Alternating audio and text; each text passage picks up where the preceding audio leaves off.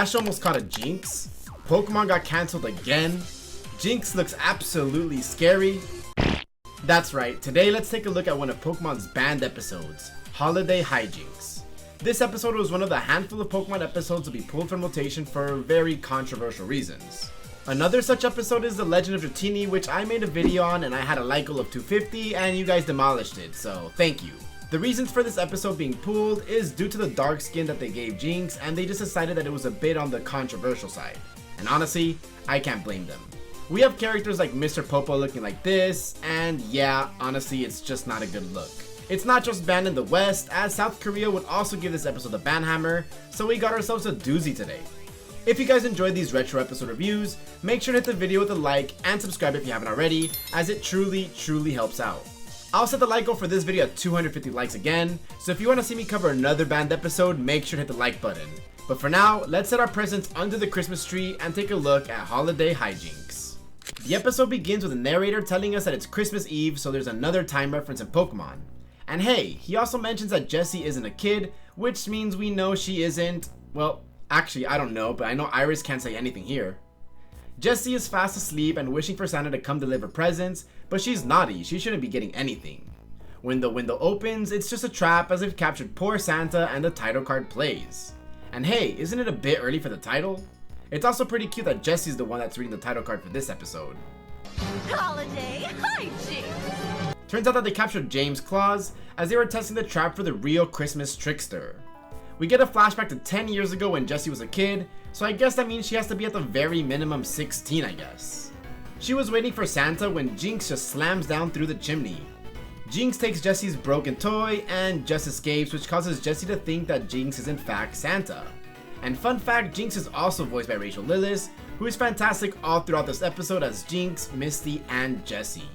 Rest in peace, Rachel, you were so fantastic at giving us such wonderful memories and amazing performances. This memory still causes Jessie to cry to this day, and she is dead set on Santa is actually Jynx. I guess she's a Pokemon conspiracy theorist. We cut to Ash, Misty, and Brock, and they spot a Jynx at the beach. Dexter comes out calling Jynx the human-shaped Pokemon, and that's definitely not helping the allegations that got this episode banned in the first place. We see that Jynx is holding some random shoe. I wonder who that could belong to. It must be Shaq's. Well, Ash decides that he wants to capture this Pokemon after hearing about its lovely kiss attack. Pikachu attacks with Thunder Shock, but then it looks like he feels bad afterwards, and Jynx took it like a champ. No, not like I'm a champ. She then picks up Pikachu and starts trying to kiss it, but Pikachu's having none of it and dodges them all. Eventually one does connect, and Ash sends out his Charmander and goes for Flamethrower. I love this pop-up shot of Ash commanding the attack. Man, that's clean. It connects, hurting Jynx, and Ash throws a Pokeball at it, but it fails.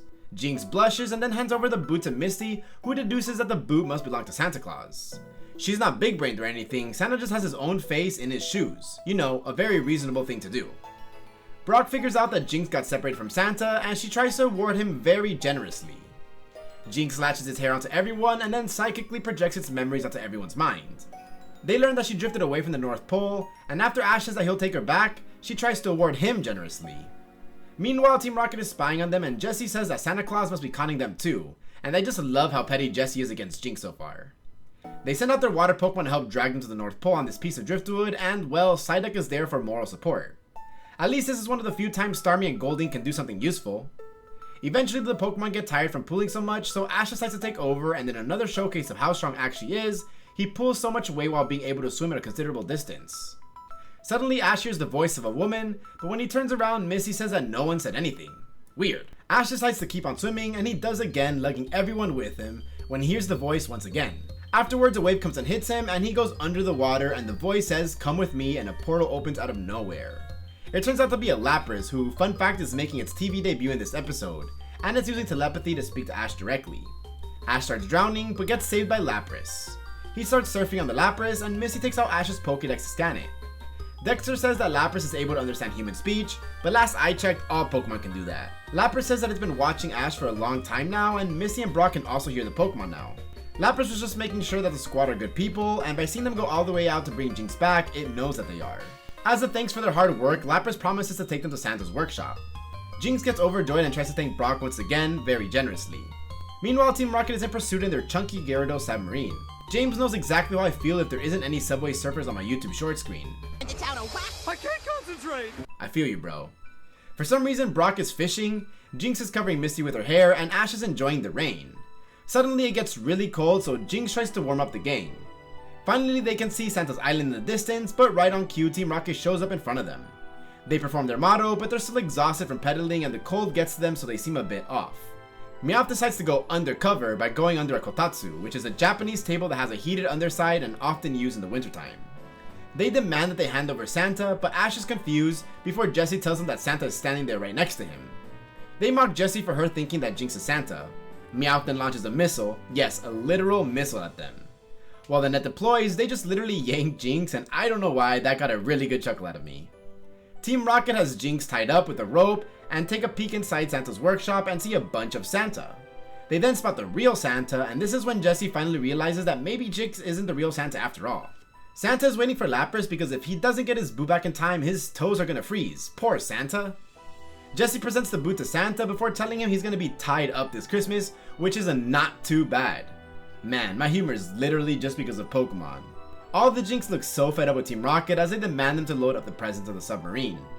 Jessie's reason for this is because she never got the present that she wanted. Jynx uses her hair power to see what Jessie meant and then leaves off to go grab something. She returns with Jessie's dolly. Santa explains that he actually did fix Jessie's doll, but when he returned he couldn't deliver it anymore because she didn't believe in him and that makes his powers useless. Jessie is so happy to receive her doll back, but she isn't that grateful since she still doesn't want to return the presents that she's taking. They load up the submarine and try to go away, but that's when Lapras appears. She tries reasoning with Team Rocket, but of course it doesn't work, so they get hit with an ice beam. Team Rocket is stuck frozen stiff, and Ash magically sends out Charmander, who then burns through the ropes and frees the gang, and Santa. But I guess Santa's part of the gang in this episode. He then directs a flamethrower at Team Rocket, which causes Jessie to send out Weezing and use Sledge Attack. Yeah, for some reason she's the one who throws out its Pokeball. It hits Charmander right in the face. With the Gyarados submarine heated up, they can go now. Wait, I just noticed that their submarine is literally shiny Gyarados for a split second, and that's pretty cool. It looks like they got away, and Ash apologizes to Santa, but he says no worries. Santa commands all of his Jynx to use Psywave. This grabs Team Rocket's submarine and brings them back and shakes all of the presents right out of the submarine. It's time to Psywave Team Rocket goodbye, and they literally explode the submarine, permanently fainting Team Rocket. Just kidding, of course. They get sent flying off as per usual. With the day saved, Santa goes off to deliver his presents on a Rapidash instead of a Rapideer, but it still makes a horse sound anyways. Lapras was instructed to bring them back to where he got it, so I guess they're gonna get dropped off in the middle of the ocean. With that, Ash, Brock, Misty, and even Pikachu get their Christmas presents, but I guess Charmander doesn't get one, and we'll never know what's inside. We then see Team Rocket is sleeping on Jessie's childhood bed for some reason, hoping for Santa to come once again.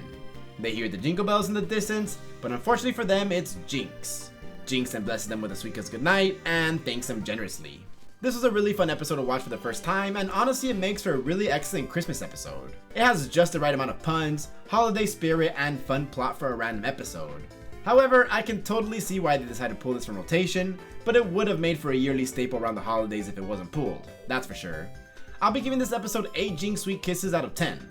For some fun facts about this episode, Jessie's doll was actually modeled after Bruce Lee, or I guess in the Pokemon world it's kind of based off Hitmonlee. Lapras being able to speak telepathically was actually the first time that was ever shown in the Pokemon anime, but can you name the second time? And also in the Japanese version, the reason that Santa wasn't able to give her back her toy was because Jessie moved away, which is cool, but I actually like the dub interpretation better. If you enjoyed this video, once again be sure to hit this video with a like, 250 and I'll be sure to cover another band episode. Subscribe to spread the holiday spirit, even if it isn't the holidays yet. I've got some presents to ask Santa, or I guess Jynx for, so it's been your boy LUAPER, and I'm out. Peace.